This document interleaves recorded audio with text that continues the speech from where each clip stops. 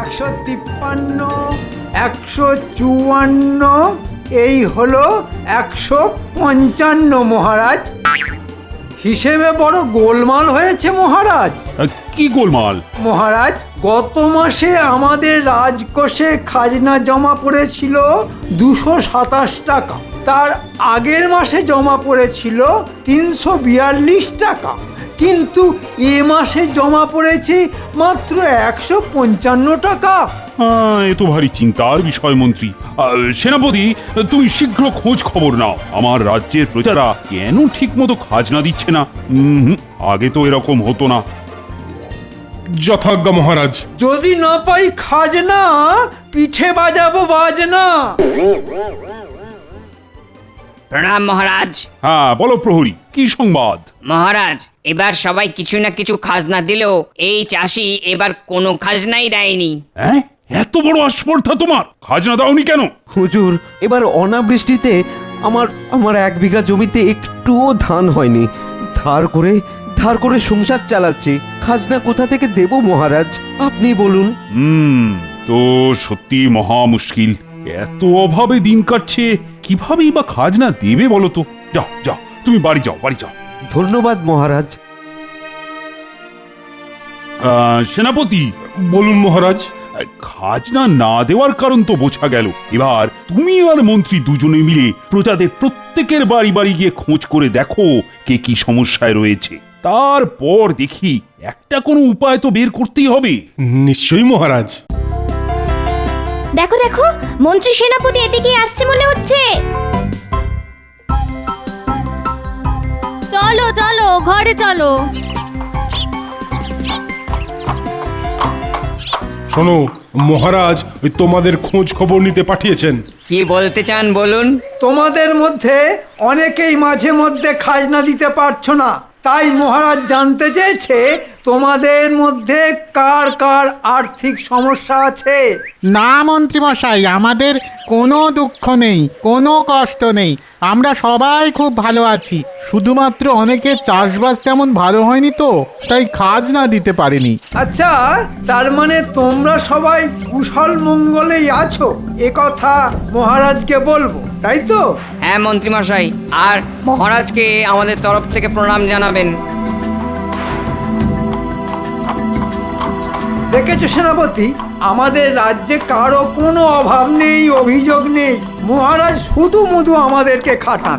ঠিক বলেছেন মন্ত্রী মশাই, এরপর থেকে এত খাটাখাটনি অকারণে আর করব না। হ্যাঁ, ওই বৃথা সময় আর শক্তি ব্যয়। আচ্ছা গোপাল, মন্ত্রী যে জানালো আমাদের রাজ্যে কেউ দুঃখে কষ্টে নেই, এটা কি কখনো সম্ভব? না মহারাজ, এটা কখনোই সম্ভব নয়। সবাই একসাথে এত সুখী থাকতে পারে না। মহারাজ, আমাদের রাজ্যের সকল গরিব প্রজাদের আর্থিক সাহায্য করলে কেমন হয়? অতি উত্তম প্রস্তাব, কিন্তু সব গরিবকে একসাথে কিভাবে সাহায্য করব? মানে রাজকোষের অবস্থা তো খুব একটা ভালো না, আর এমনিতেই বিগত কয়েক মাস ধরে অনেক কম খাজনা জমা পড়েছে। সমস্যা মহারাজ, সমস্যা। তবে আমার কাছে একটা উপায় আছে। উপায় যখন আছে তা এতক্ষণ চেপে রেখেছো কেন? আরে বলে ফেলো তাড়াতাড়ি।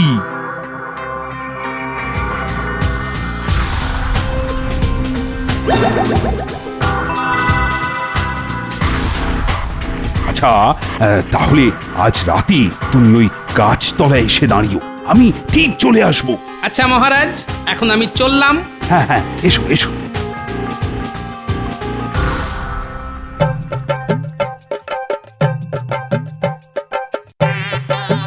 মহারাজ, মনে হয় এতক্ষণে সবাই ঘুমিয়ে পড়েছে। চলুন এবার আমরা আমাদের কাজ শুরু করে দিই।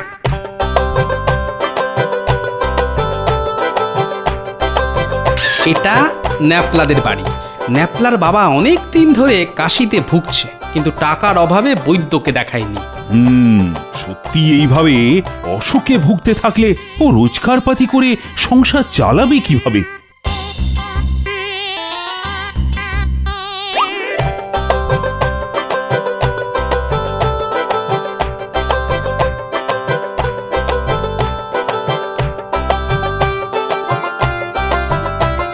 এটা মহারাজ ভোলা ময়রার বাড়ি।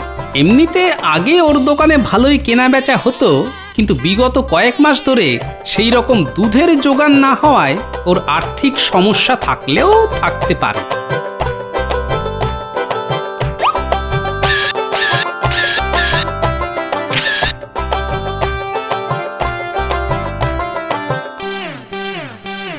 এটা তো আমাদের মন্ত্রীর বাড়ি, সারা দিন শুধু টাকা টাকা করে। হ্যাঁ মহারাজ, যা বলেছেন।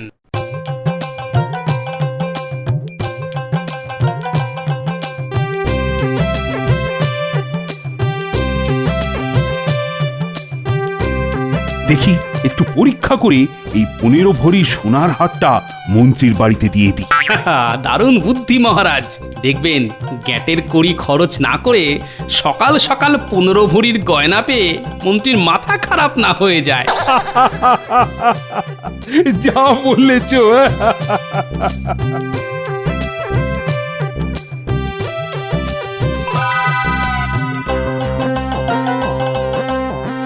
এই যে, এইটা আমাদের রাজ্যের আরেক ধড়িবাজ ব্যক্তির বাড়ি, সেনাপতি। হ্যাঁ, এর বাড়িতে কাকন মুখ বালাটা ফেলে দিই।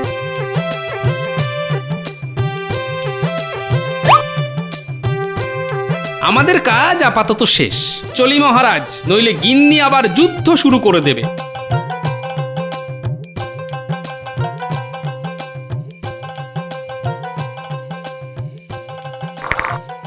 কে কে ওখানে? আরে আমি গো, আমি। ও তুমি? তা এত রাতে চোরের মতো চুপি চুপি ঘরে ঢুকছো কেন? এই এত রাতে বাইরে গেছিলে কি করতে? একটা জরুরি কাজ ছিল। কি এমন জরুরি কাজ? দিনের বেলায় করা যায় না? রাতের বেলা আমি ঘুমিয়ে পড়লেই বেরোতে হয়। শোনো, প্রথমত আমি তোমায় অত কৈফিয়ত দিতে পারবো না। দ্বিতীয়ত তোমায় বললেই সেটা তুমি পাঁচকান করবে, তাতে সমস্যা আরো বাড়বে, বই কমবে না। তৃতীয়ত আমার খুব ঘুম পাচ্ছে, শান্তিতে ঘুমোতে দাও। আমি তো অশান্তি করি এতক্ষণ ফুর্তি করে এসে ওই দেখো এখন পড়ে পড়ে ঘুমোনো হচ্ছে। ওহ, এত রাতে চেঁচিও না তো, আশেপাশের লোকজন ভুল বুঝবে। ভুল বুঝুক, সবাই জানুক এই ছদ্মবেশী গোপালের ভেতরে আসলে কে লুকিয়ে আছে গো। ধুর তোর, নিকুচি করেছে সংসারের, একটু ঘুমোতেও দেয় না। এই আমি চললাম। ওমা, আমার কি সর্বনাশ হলো গো! আমি কালকেই বাপের বাড়ি চলে যাবো। হ্যাঁ, আমা গো।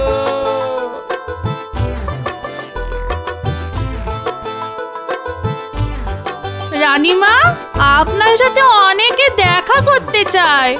আচ্ছা, পাঠিয়ে দাও। রানীমা তোমাদের ভিতরে যাওয়ার অনুমতি দিয়েছেন, তোমরা এখন রানীমার ঘরে যেতে পারো।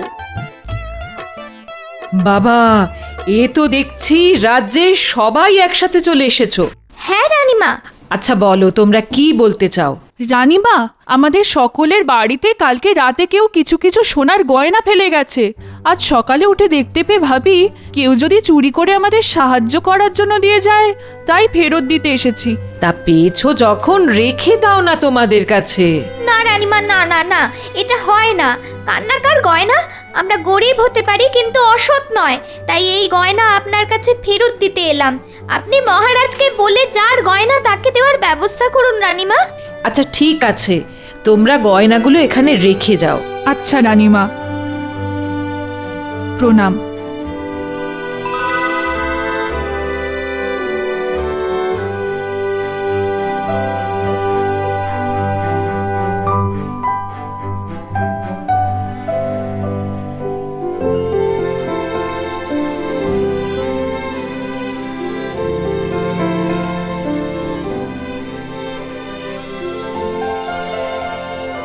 দেখেছো গোপাল, আমাদের রাজ্যের মহিলাদের সহবত জ্ঞানটা একবার দেখেছো?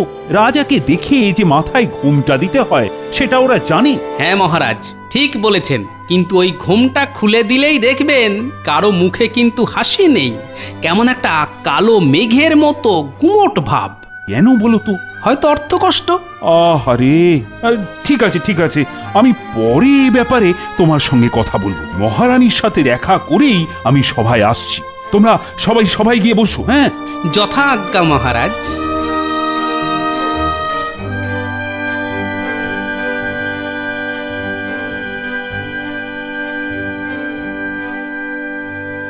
মহারাজ, একটা গোলমেলে ব্যাপার হয়েছে। ও তা কি গোলমাল রানী? এই দেখো, একটু আগেই সবাই এসে তুমি যে কালকে রাতে গয়না রেখে এসেছিলে সেগুলো ফেরত দিয়ে গেছে। হ্যাঁ, সে কি গো?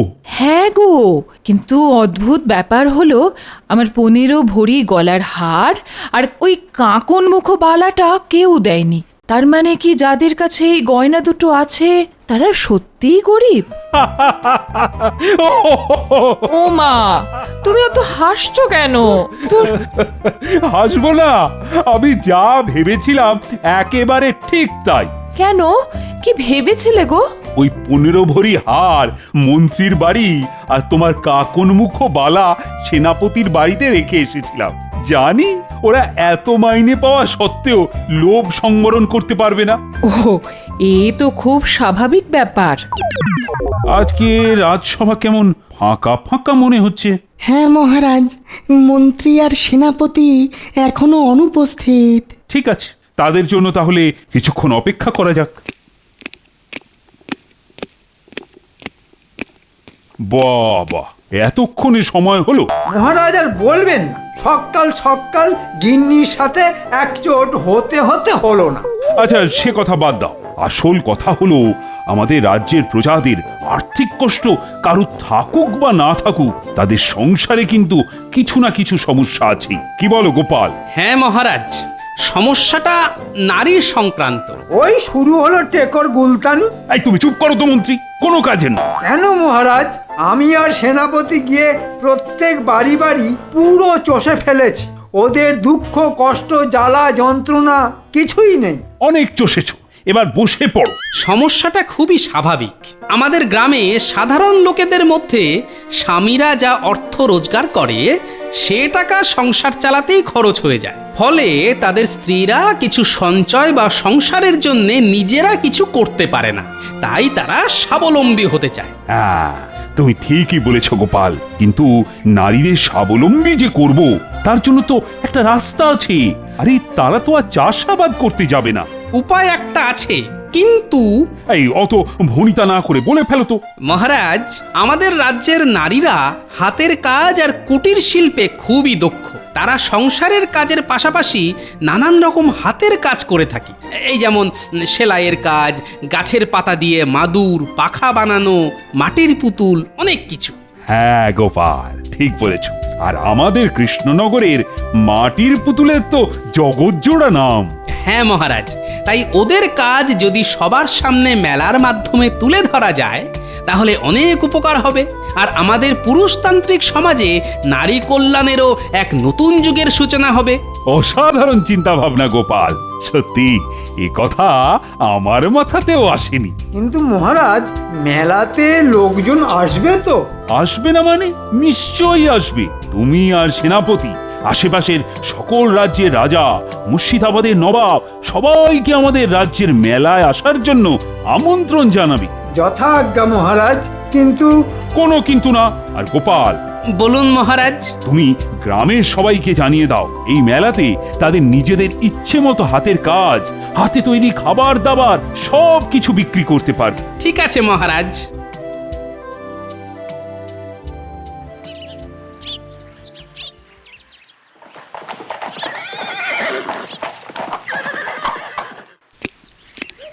আসুন আসুন আসুন, সস্তায় ভালো মাদুর নিয়ে যান। কৃষ্ণনগরের সরপুরিয়া ভালো মাদুর আছে, ভালো মাদুর। কি গো মেয়ে, মেলায় বিক্রি বাটি কেমন হচ্ছে? কি বলি বলুন মহারাজ, সেই কালকে থেকে বসেছি, কিন্তু এখনো কোনো বেচা কেনা নেই মহারাজ। আহা, ধৈর্য ধরো, নিশ্চয়ই কেউ না কেউ আসবে। কি তুমি তো বেশ রং বেরঙের অনেক পাখা বানিয়েছো দেখছি, তা তোমার বিক্রি কেমন? কি আর বলবো মহারাজ, একটা লোক এলেন, দাম জিজ্ঞাসা করলেন কিন্তু কিনলেন না। আমাদের কি হবে মহারাজ, এত কষ্ট করে জিনিসপত্র বানিয়েছি কিন্তু একটা পাকাও বিক্রি হলো না। এ তো ভারী অদ্ভুত ব্যাপার। আমি তো মন্ত্রী সেনাপতিকে বলেছিলাম সকল রাজ্যের রাজাদের নিমন্ত্রণ করতে। তার মানে কি তারা কি করেনি? যাই একবার গিয়ে দেখি।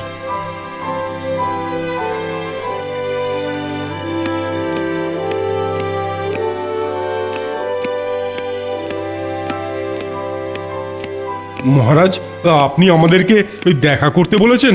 তোমরা কোন রাজ্যের রাজাকে আমন্ত্রণ জানাওনি মেলাতে আসার জন্য? আজ্ঞে না মহারাজ। মানে আমার কথা এইভাবে খেলাপ করতে পারলে? বিশ্বাস করুন মহারাজ, ওই গত পরশু থেকে আমার পেটের গোলমাল শুরু হয়েছে। কি বলবো মহারাজ, প্রাতঃকর্মের কাজ এখন আমার দিবাকর্ম নিশিকর্ম সব হয়ে গেছে। কি পেটে ব্যথা মহারাজ, এক্ষুনি যেতে হবে। প্রচন্ড বেগ এসেছে মহারাজ, আমি যাই। আর মন্ত্রী, তোমার না যাওয়ার কি কারণ? আর বলবেন না মহারাজ, আমার সর্দি কাশিতে বুকটা ঝাঁঝরা হয়ে গেল। এক্ষুনি রাজবৈদ্যের কাছে যেতে হবে। একেবারে অসভ্য। যাই দেখি এখন গোপালই ভরসা। গোপালকে গিয়ে বলি সব।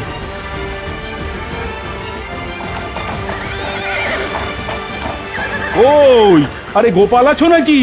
ও গোপাল! ও মহারাজ, কি সৌভাগ্য!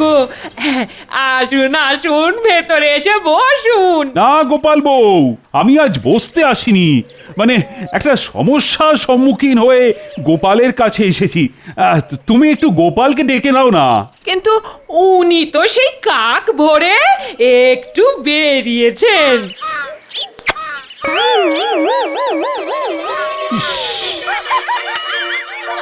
আজকে আমার দিনটাই খারাপ। আচ্ছা আসি গোপাল বউ।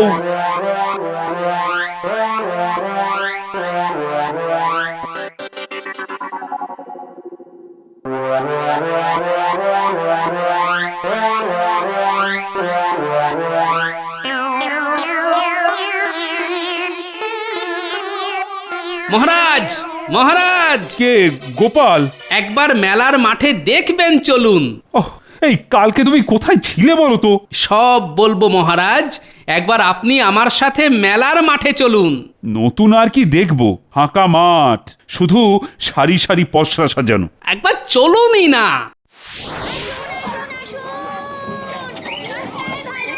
ওরে বাবা, এ তো বিশাল লোকজন, একেবারে জমজমাট।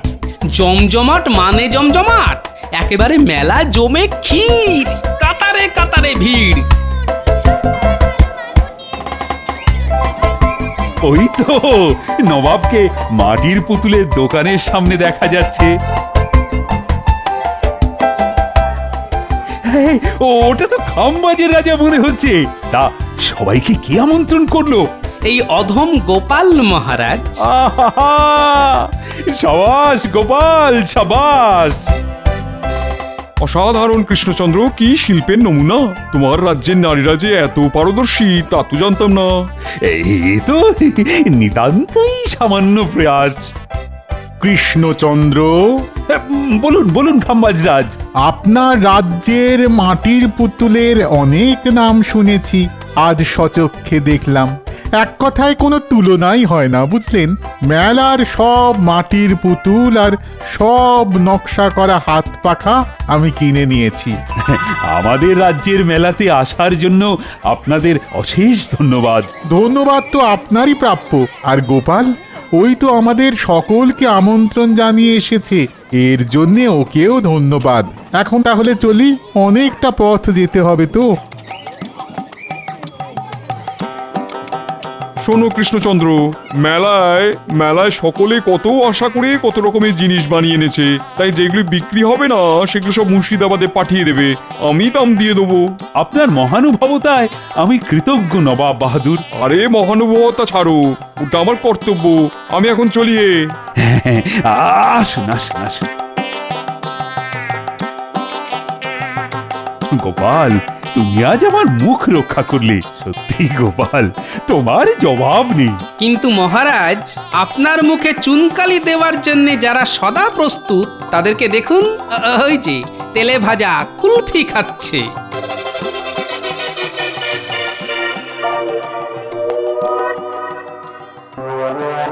কি সেনাপতি, তোমার তো নাকি পেট খারাপ, তা তুমি যে তেলে ভাজা খাচ্ছ? আগে মানে আর মন্ত্রী, তোমার তো কাশি দেখছি, বেনারস, কাশি, এলাহাবাদ ছাড়িয়ে একেবারে হরিদ্বারে পালিয়েছে। বরফের কুলফি, বাহ বাহ। মহারাজ, যদিও এখন মেলায় অনেক বেচা কেনা হচ্ছে, কিন্তু প্রথম দুদিন মেলায় কোনো রকম কেনাকাটি হয়নি মহারাজ।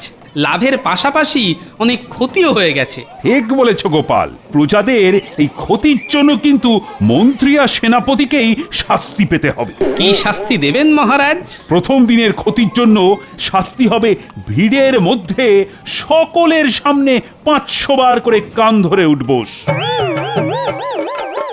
আর দ্বিতীয় দিনের জন্যে? আর দ্বিতীয় দিনের ক্ষতির জন্য ওদের দুজনের 1 মাসের মাইনে কেটে সব দোকানীদের মধ্যে বিলিয়ে দেওয়া হবে। 1 মাসের মাইনে কেটে কি করবেন? ওই সোনার হার বেচে না এখন মাসের পর মাস চলে যাবে। ওর কোনো ব্যাপার না, ওই কাঁকন মুখো বালা ওই শ্যাকড়াকে বেচে দেবো। হ্যাঁ, এসে খেলে আমার সংসার একেবারে দৌড়বে। কি এত ভাবছো তোমরা? কিছু না মহারাজ। আহা, কিছু না বললে তো আমি মানবো না। তোমরা কি ভাবছো আমি জানি? শোনো, বাড়ি থেকে যে 15 ভরির হার, কাকন মুখ বালা পেয়েছো, দুজনেই তা ফেরত দিয়ে যাবে। হ্যাঁ নয় হ্যাঁ, তাড়াতাড়ি কান ধরে উঠবস শুরু করে দাও।